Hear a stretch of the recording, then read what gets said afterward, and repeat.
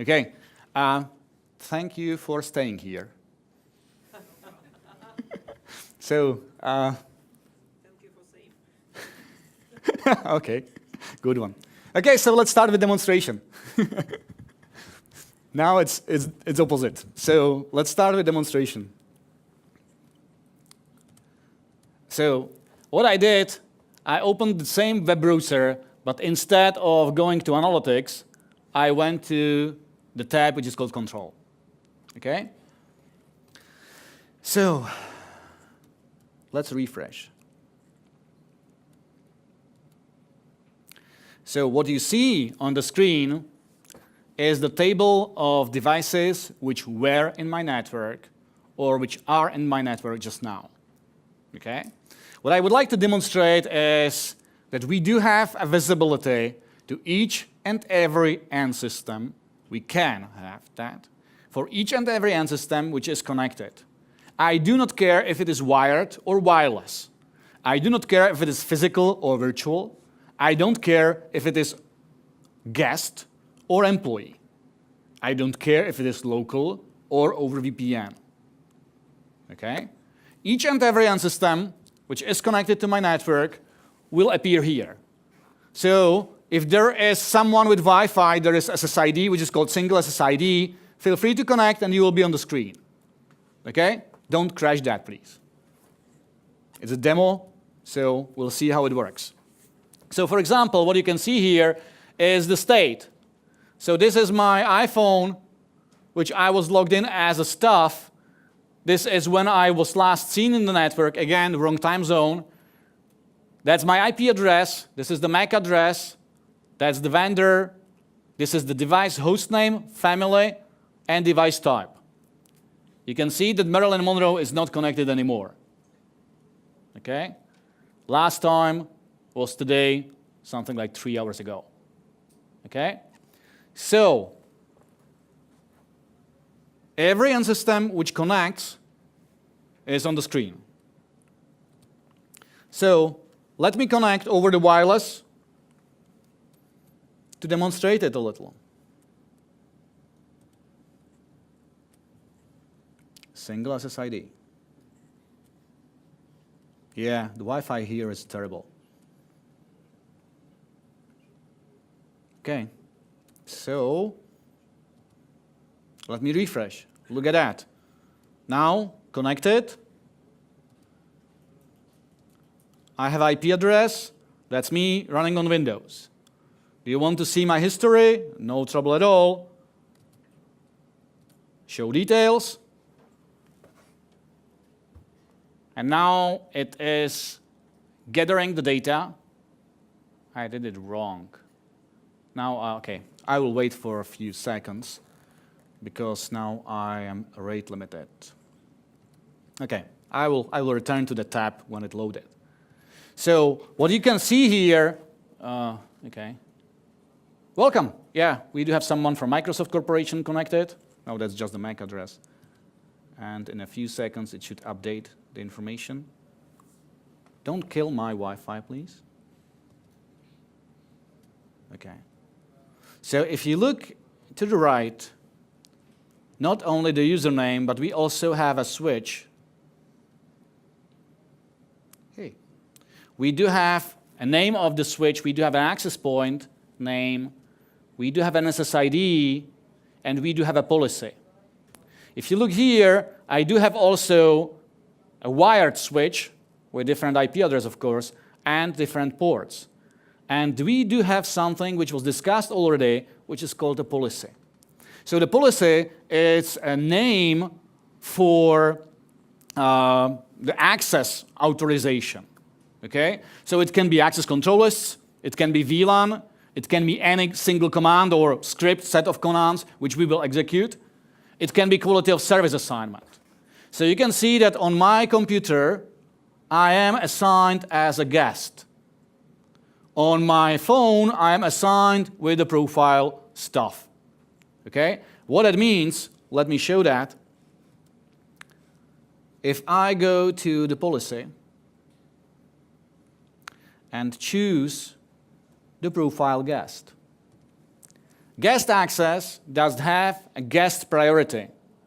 Going to the class of service, guest priority means 1 megabit per second. Okay? Going back, stuff,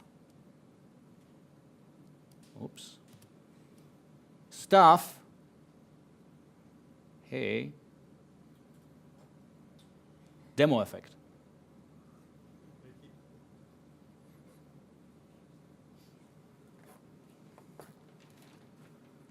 I will not dance, I promise. So we need to have it working.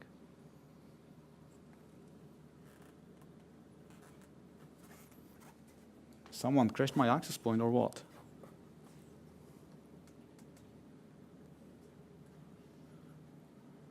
Okay, I'm back.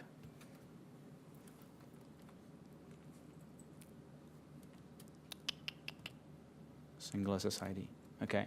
If I am a staff,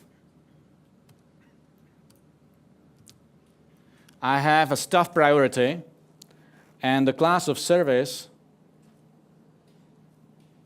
does have a rate limit of 5 megabits. Okay? So I have two end systems connected through wireless with different class of service. So let me show that.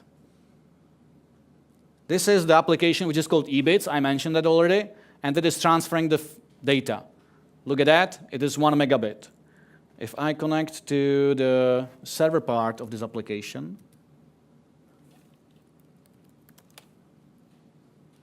yep, you can see that I do have the red gouge, the red needle, which is about 1 megabit. Okay, and the red one here on the side, it's 1 megabit, something around that. So if I run the eBits, here, you will see green one, and the green one is about 5.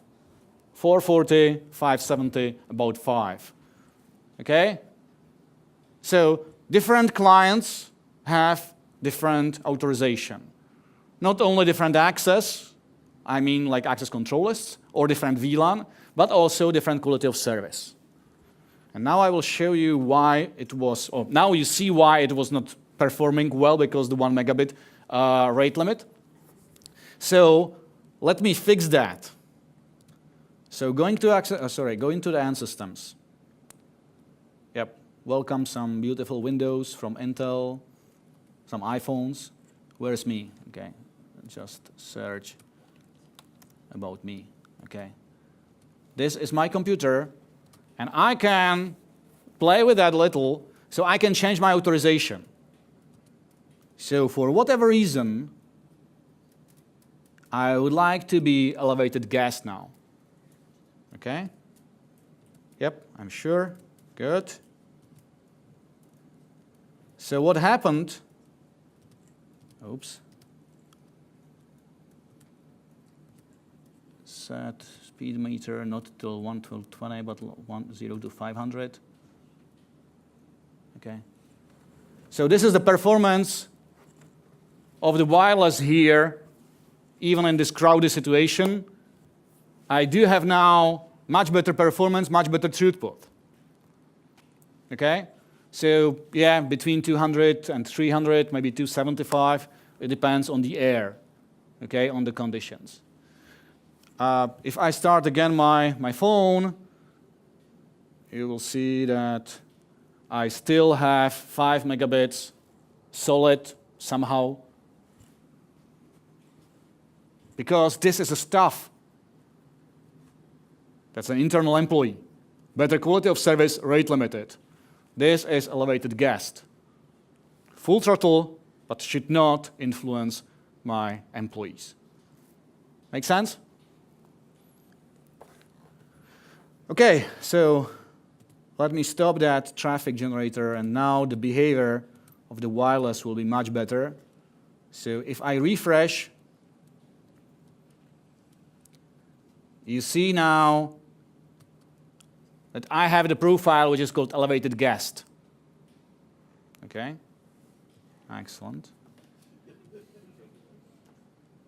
I do have a very short release time for the DHCP, so it seems like It's not really perfect in this case. Yeah, but you see that's not PowerPoint at least, right? So look at me, not me, but there. Just filter it.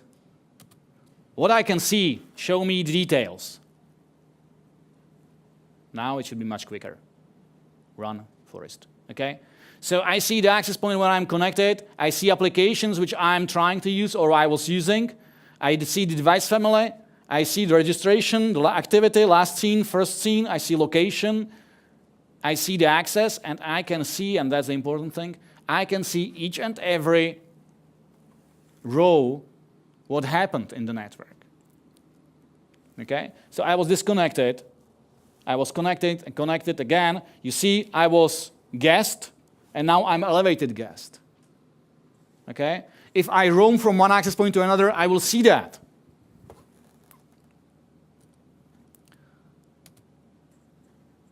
Search map. I do have only one access point. If you have one access point, you cannot do triangulation really well. For triangulation, you need 3 at least. Okay? So that's the access point, and I'm in the distance of that from the access point. So it is a network management which can manage the network, but it can also control the access, and it can give you the visibility. All combined together. Okay? And this is the important thing which I wanted to show and mention before I'll go to the rest of my slides.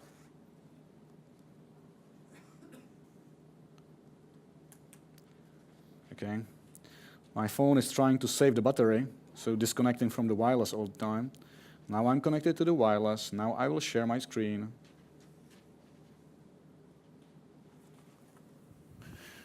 The sharing works only over the wire. That's the important thing. Yep.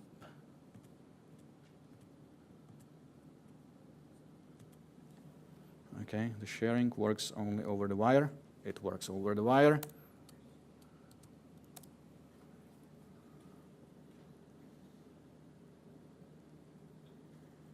Worked over the wire.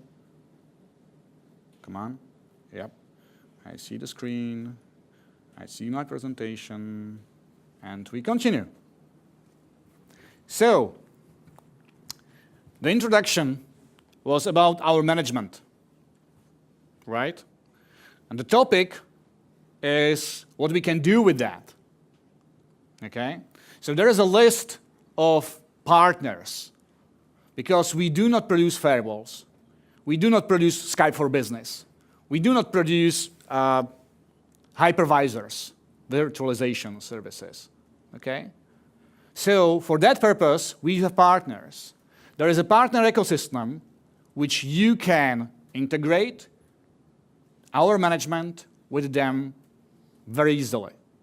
Okay? So this is a screenshot from our webpage. Yep. extremenetworks.com/partners/TSP, technology solution partners. And there is a lot of partners from really different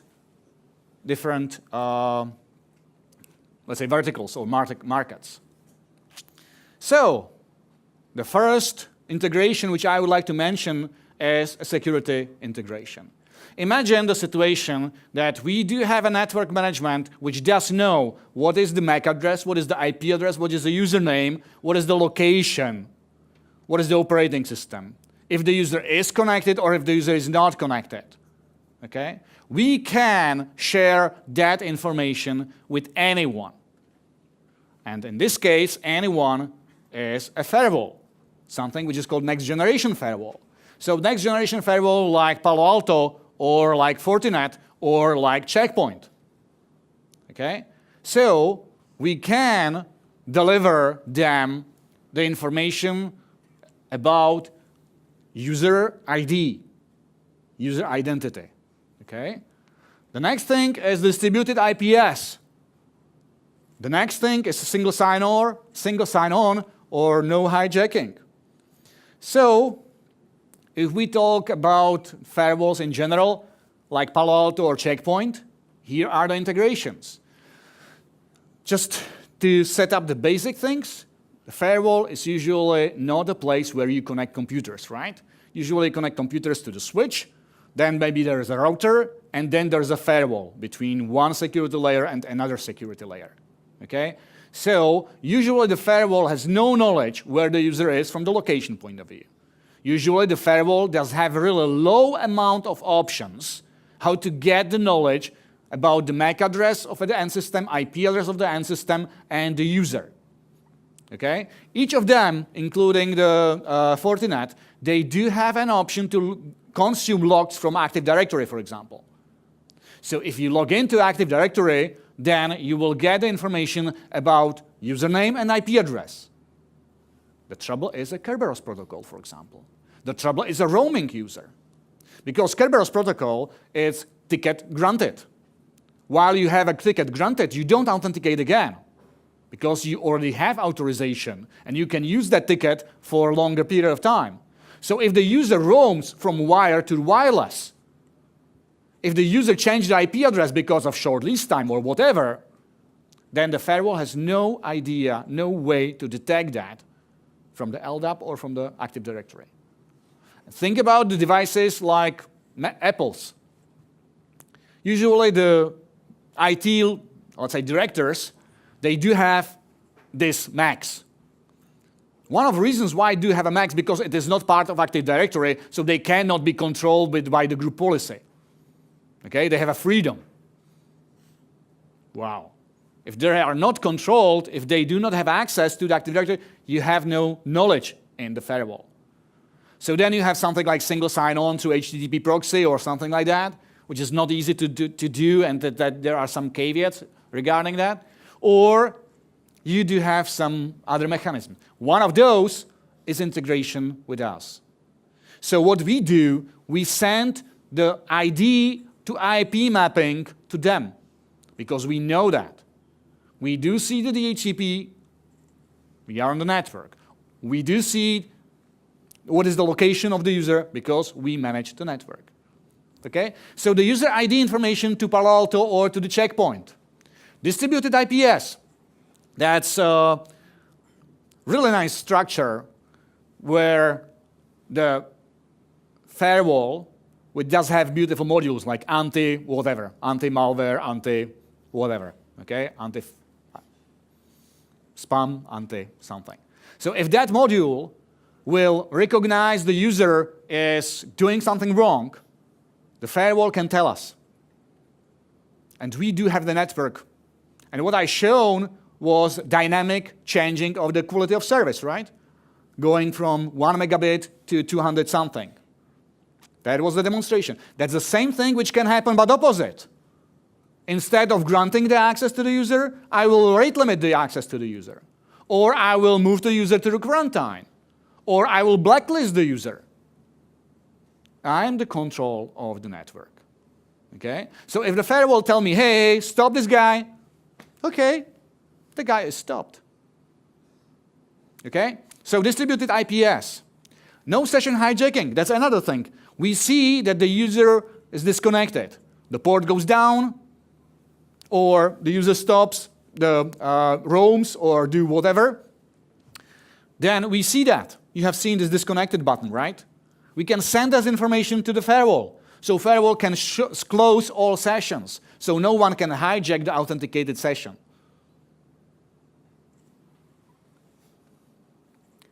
Fortinet. The integration of Fortinet is a little bit better. We can inform the Fortinet about the location. We cannot inform anyone, but only Fortinet is able to handle that. Okay? So if you have building and you have different rules on the layer on the floor number 3 and on the floor number 2, we can inform Fortinet that the user is on the floor number 2 or floor number 3. Then the Fortinet can do that. Just think how you would do that without such solution. The only way how the firewall can do that is based on the IP subnet. What that means, the roaming will be broken. If you roam from the 2nd floor to the 3rd floor, you change the IP address. What the user will do? His Facebook Or even worse, his YouTube session will break. The quality of user experience will be terrible. It depends on the user, of course. Yeah. If you can control the user, that's fine. Okay? So the integration with Fortinet. Integration with iBoss. The same thing, the iBoss is the web filtering thing. So we can inform that, and we can tell that to the web filtering guys. Lightspeed, another vendor of web filters. Security information and event management. So you can have logs on one place where you can see where the user was, what the user was, on what switch, what port, how long it was in the network. What is the operating system of the entity? Okay? So the host name, MAC address, operating system, identity, switch port and access point, SSID, profile, and distributed IPS. So if the SIEM solution, the security information management, will send out information, hey, this behavior of this user is very strange, very suspicious, we can take actions. Rate limit down the user, quarantine the user. McAfee, now Intel, health status information. So if you have already some agent on the end system, which is able to tell us what is the amount of memory, what applications are running, what services, how it is configured, if it is compliant or not, we can take it into consideration to allow the access or not. And opposite, we can tell that the device is in the network, the device is not in the network, to force the scan, for example, to force the update. Integration with MDM, mobile device management. So imagine that you have the MDM solution, like Mobile Iron, AirWatch, any other. So you have the control on tablets or smartphones or in general computers, which you have as bring your own, or the company provided.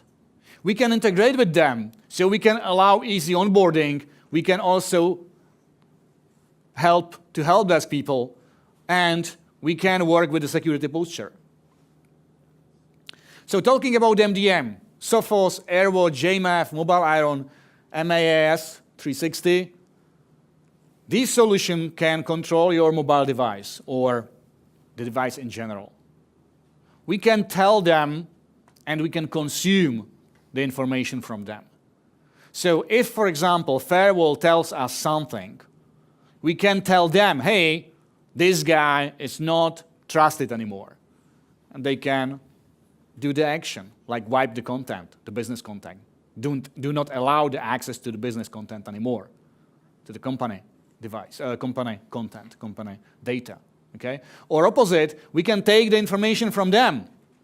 So this is something which is implemented, for example, in the T-Mobile in Czech, where if you are an employee and you have the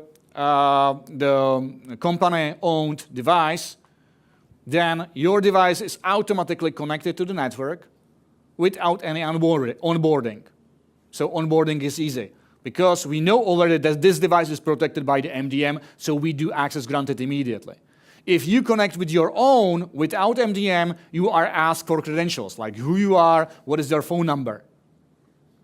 Okay? So integration with Mobile Iron, that's there. Opposite also, we can get the information like this device was jailbroken. This device is not compliant anymore. And we can put the device, instead of access granted to the corporate network, we can apply the guest profile. So the user is still able to use the wireless, is able to continue, but not on the company data. Yep, that's just the details regarding the MDM.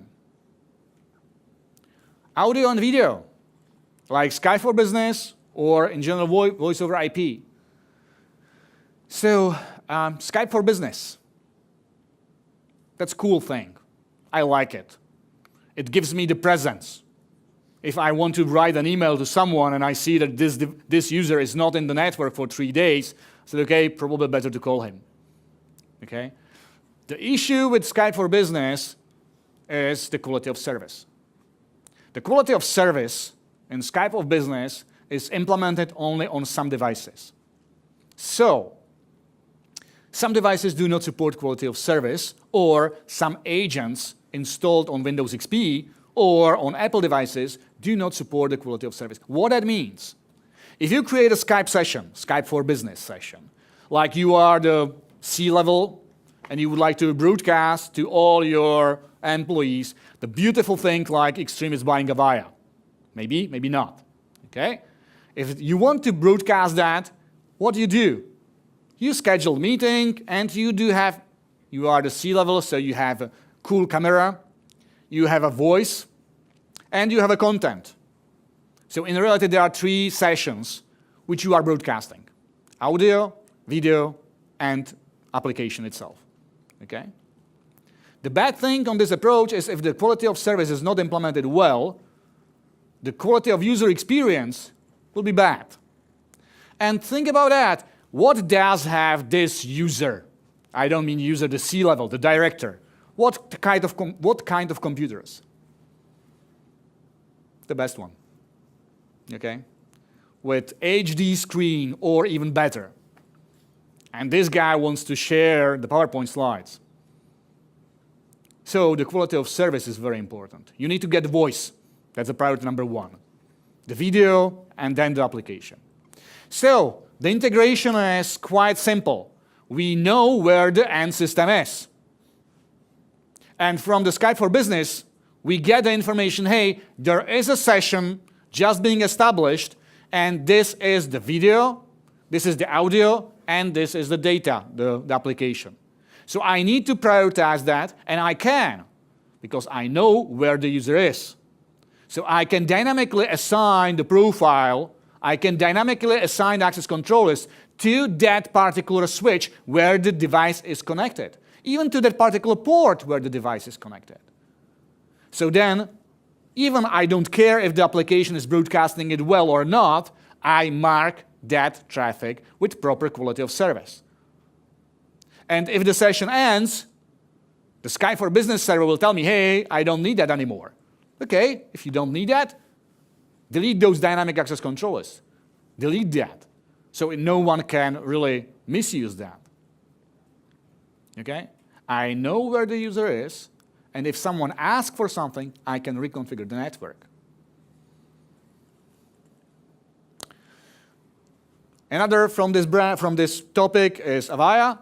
So Avaya Easy Manager. Oh yeah, Avaya, not the networking. This time it's Avaya telephony or systems for conferencing. So we know where the device is, right? We know that. We see the MAC address. We see on which port, which device. So we can tell that to the management. So the inventory listing is much easier. Because if you search for that particular phone or for that particular conferencing device, you have the information, hey, this is on the switch in that location on that port. The same with Polycom.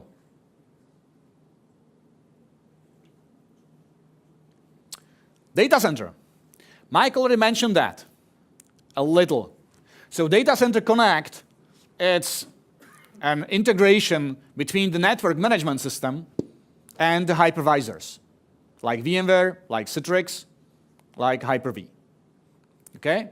So what we do network orchestration, or we follow the network orchestration. It depends what is your philosophy. Do you want to have network management to control the hypervisors, or opposite? Do you want to follow what hypervisor need? Okay? Both can be possible. Easy troubleshooting, visibility to the VMware, and hypervisor agnostics. So what that means, so we can assign the connectivity based on virtualization information. So imagine something which Michael mentioned somehow. You have a virtual machine, and this virtual machine is part of the group like SharePoint servers. If that SharePoint server appears in the network, we can apply the profile. For the SharePoint server, high quality of service. Not so high like the audio-video or real-time communication, but high. Much better than mail. Okay?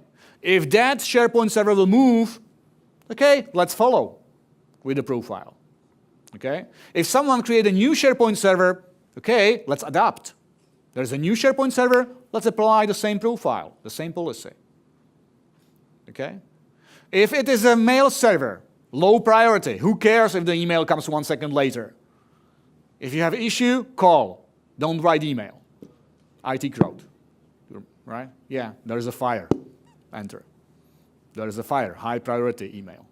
That doesn't work that way. Okay? So if there is an email, low priority.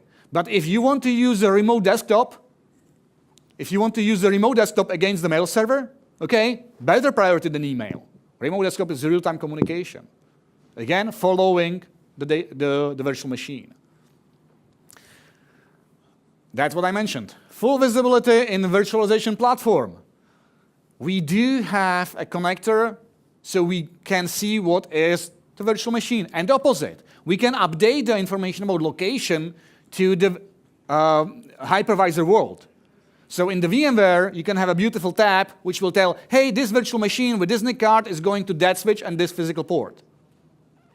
So if someone calls to the help desk, hey, yesterday the network sucked, you can say, yeah, yesterday this server was on this physical switch, on this physical port. So let's start to troubleshoot. Okay? The server name or unique identifier. That's again something which is here. Approval workflow. Imagine the situation, we do have a university in Germany which allows users, students, to create their own networks. As a part of study, they can create their DHCP server, clients, and simulate whatever. But if that network needs to reach the physical network, then the approval is necessary. Okay? So you can have this workflow like, I would like to connect this virtual machine to the physical network. Approval is mandatory. Okay? Like in DMZ, you cannot install anything to DMZ. You can, but you should not. Okay? And the orchestration, that's something which I mentioned already. So imagine the automation which Mike already mentioned. You create a new virtual port group, like my SharePoint servers. You create a VLAN, okay, in the virtual port group. And that's all what you need to do, because everything else is automated. So that VLAN is automatically created in the physical network. Okay? That VLAN can be automatically mapped to the VXLAN, so it can transfer through your fabric. Okay? So if you have one SharePoint server here and another SharePoint server here, that's fine. The traffic will just pass through. Fully automated. Okay? The network orchestration. Yep, so that's just the slide for that, which I already mentioned. So you have the network, you have the network management, and you have the hypervisor management. So applying the profile, visibility, that's the key. Virtual desktop infrastructure. That's, in general, it is the same story. The only difference is that the user is present twice in the network. The user is present as the virtual machine on the virtual desktop, and the user is present also on the edge of the network. And you usually would like to have different profile on the edge and different profile in the core.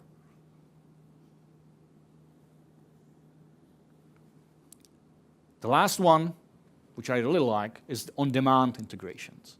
The API is open, the API is documented. So for example, I was talking about Samsung several times today. I was talking about Apple several times today. So let's mention also the Samsung. Samsung Research and Development Center, 3 big cities, 3 locations. One of them is in Warsaw, in Poland. And they do have 15,000 researchers, people there. Okay? The building is protected by the badges. So if you enter the building, you get your badge.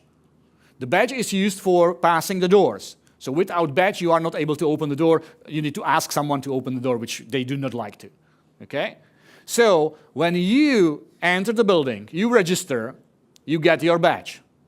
What we did is an integration with their system that with your badge, the badge does have ID. And they prepared the badge for you so they know the name. So automatically the guest access is created. So you enter the building, you register, and you have your guest access. Your name is the name, and the password is the badge number. Okay? When you leave the building, you return the badge, and the guest account will disappear. Okay? So fully automation with no need to go to some people and ask, hey, can I have the wireless access? Easy.